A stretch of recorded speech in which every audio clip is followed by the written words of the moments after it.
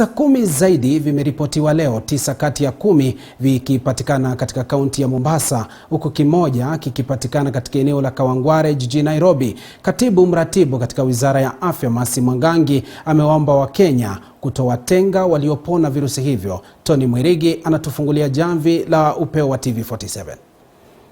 In the last 24 hours, we have tested a total of 508 samples from 14 counties.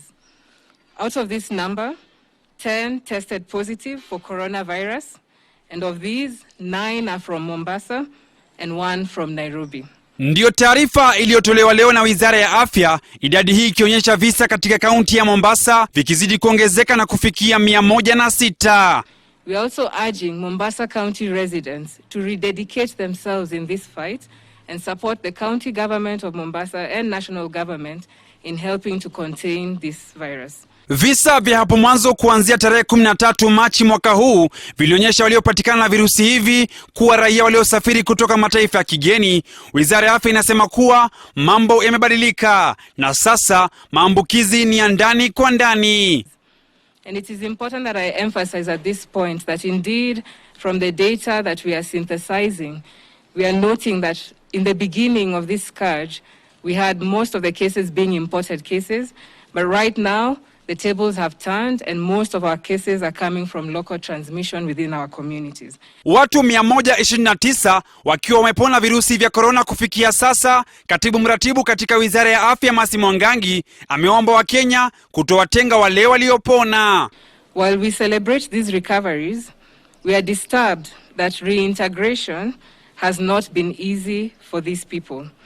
We have reports of stigmatization by members of the community for our recovered cases. And this is unfortunate considering our constant appeal and massive education to ensure that people are accepted back in the community. That the only way we can be able to beat this disease is if we avoid issues like stigmatization. Maeneo ya Kawangware Nairobi na Kibokoni Mombasa yote yamepatikana na visa hivi kwa siku 2 mfululizo. Lakini mtazamaji, unafahamu ni njia gani zinazochukuliwa eneo linaporipoti kisa cha corona? Mkurugenzi wa afya ya umma Francis Kuria anaeleza. What normally happens is that when a case turns positive, we send out our ambulances through the rapid response teams to pick up those positive cases. Another group then follows that team that does contact tracing around that case. Some of them who may have symptoms then are isolated immediately, and others who do not, sometimes we take samples for testing and advise them on the further quarantine measures. Kufikia sasa visa vyote duniani ni zaidi ya milioni 3, vifo ni zaidi ya 200,000, na sasa taifa la Kenya limerekodi visa 384. Watu waliopona na kuruhusiwa kutoka karantini ni watu 129. Kaunti ya Nairobi ikiongoza kwa visa 242 na kaunti ya Mombasa ikifuata kwa ya pili na visa 106.